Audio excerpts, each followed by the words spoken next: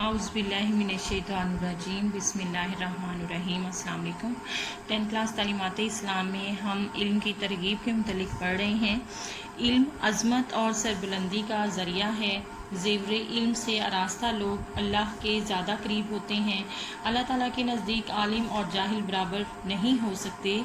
कुरान मजीद में इरशाद है कि क्या वो लोग जो इल्म रखते हैं और वो लोग जो इल्म नहीं रखते बराबर हो सकते हैं।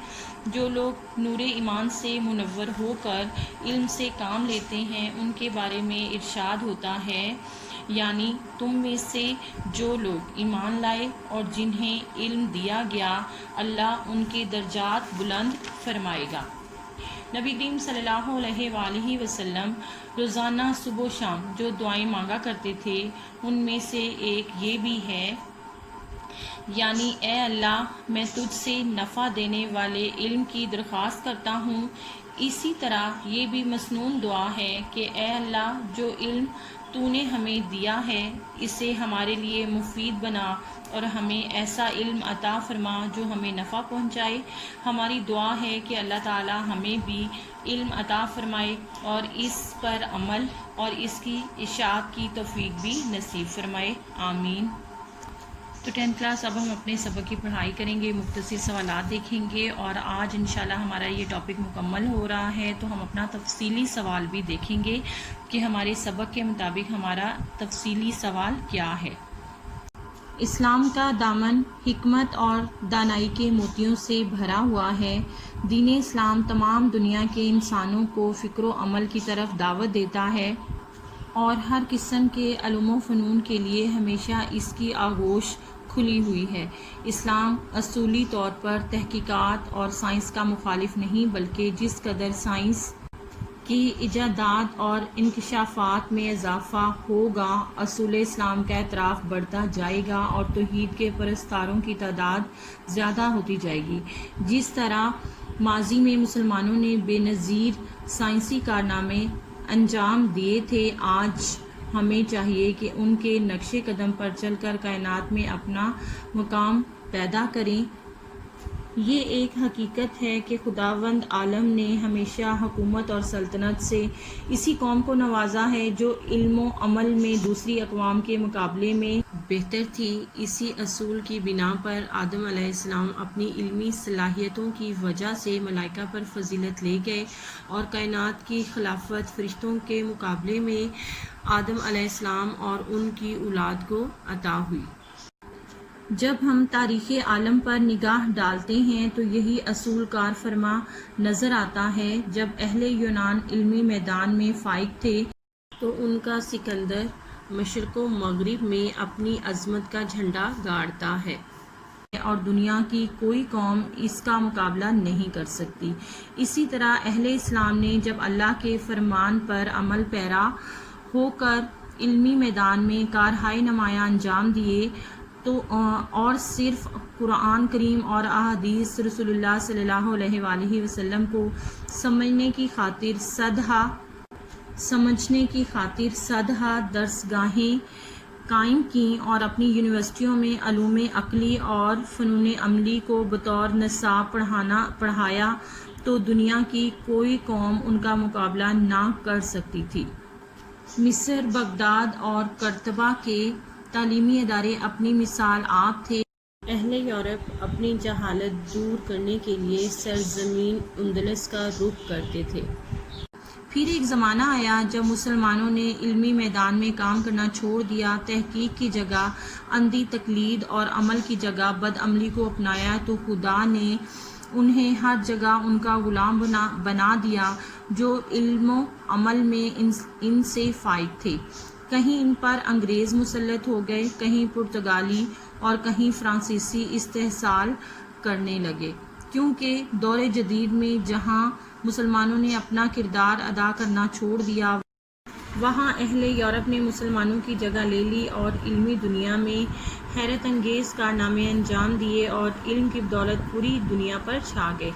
एक वक्त था जब यूरोप तारीकी में गर्क था لیکن جب اہل یورپ نے سستی و کاہلی کو چھوڑ کر محنت اور کاوش کو اپنا وتیرہ بنایا تو خدا نے بھی انہیں جہالت کی جگہ علم عطا کیا اور کائنات کی ظاہری حکومت باوجود ان کے کافر ہونے کے ان کے ہاتھ میں دے دی۔ اب ہمیں اگر اپنا مقام دوبارہ حاصل کرنا ہے تو علمی اور عملی میدان میں آگے بڑھنا ہوگا، ورنہ ترقی یافتہ اقوام کی غلامی اور سامراج سے نجات پانا مشکل ہے۔ خدا بھی ان کی مدد کرتا ہے جو اپنی مدد آپ کرتے ہیں۔ تو 10 کلاس اب ہم اپنے سبق سے مختصر سوالات اور ان کے جوابات دیکھتے ہیں اور ساتھ آج اپنے اس ٹاپک کے متعلق تفصیلی سوال بھی دیکھیں گے۔ تو ہمارا پہلا مختصر سوال ہے، خداوند عالم نے ہمیشہ حکومت اور سلطنت سے کس قوم کو نوازا ہے؟ ہمارے اس سوال کا جواب ہے، خداوند عالم نے ہمیشہ حکومت اور سلطنت سے اسی قوم کو نوازا ہے جو علم و عمل میں دوسری اقوام کے مقابلے میں بہتر تھی۔ اسی اصول کی بنا پر آدم علیہ السلام اپنی علمی صلاحیتوں کی وجہ سے ملائکہ پر فضیلت لے گئے اور کائنات کی خلافت فرشتوں کے مقابلے میں آدم علیہ السلام اور ان کی اولاد کو عطا ہوئی۔ ہمارا دوسرا سوال ہے، جب ہم تاریخ عالم پر نگاہ ڈالیں تو کیا اصول کارفرما نظر آتا ہے؟ تو ہمارے اس سوال کا جواب ہے، جب ہم تاریخ عالم پر نگاہ ڈالتے ہیں تو یہی اصول کارفرما نظر آتا ہے۔ جب اہل یونان علمی میدان میں فائق تھے تو ان کا سکندر مشرق و مغرب میں اپنی عظمت کا جھنڈا گاڑتا ہے اور دنیا کی کوئی قوم اس کا مقابلہ نہیں کر سکتی۔ اس طرح اہل اسلام نے جب اللہ کے فرمان پر عمل پیرا ہو کر علمی میدان میں کارہائے نمایاں انجام دیے تو صرف قرآن کریم اور احادیث رسول صلی اللہ علیہ وآلہ وسلم کو سمجھنے کی خاطر صدہا درسگاہیں قائم کیں اور اپنی یونیورسٹیوں میں علوم عقلی اور فنون عملی کو بطور نصاب پڑھایا تو دنیا کی کوئی قوم ان کا مقابلہ نہ کر سکتی تھی۔ ہمارا اگلا سوال ہے، جب مسلمانوں نے علمی میدان میں کام کرنا چھوڑ دیا تو خدا نے ان کے ساتھ کیا کیا؟ جواب، جب مسلمانوں نے علمی میدان میں کام کرنا چھوڑ دیا، تحقیق کی جگہ اندھی تقلید اور عمل کی جگہ بدعملی کو اپنایا تو خدا نے انہیں ہر جگہ ان کا غلام بنا دیا جو علم و عمل میں ان سے فائق تھے۔ کہیں ان پر انگریز مسلط ہو گئے، کہیں پرتگالی اور کہیں فرانسیسی استحصال کرنے لگے، کیونکہ دور جدید میں جہاں مسلمانوں نے اپنا کردار ادا کرنا چھوڑ دیا، وہاں اہل یورپ نے مسلمانوں کی جگہ لے لی اور علمی دنیا میں حیرت انگیز کارنامے انجام دیے اور علم کی بدولت پوری دنیا پر چھا گئے۔ اس ٹاپک کے متعلق ہمارا تفصیلی سوال کچھ اس طرح سے ہے، اسلام میں علم حاصل کرنے کے لیے کیا ترغیبات دی گئی ہیں؟ ہمارا یہ سوال پیپر میں 5 نمبر کا آتا ہے، جس میں ہم نے یہ ٹاپک مکمل طور پر لکھنا ہے، یعنی شروع سے لے کے آخر تک یہ مکمل آ جائے گا۔ تو 10th کلاس الحمدللہ ہمارا یہ ٹاپک مکمل ہوا۔ کل اپنے اگلے سبق کے ساتھ پھر انشاءاللہ ملیں گے، تو کل تک کے لیے اللہ حافظ۔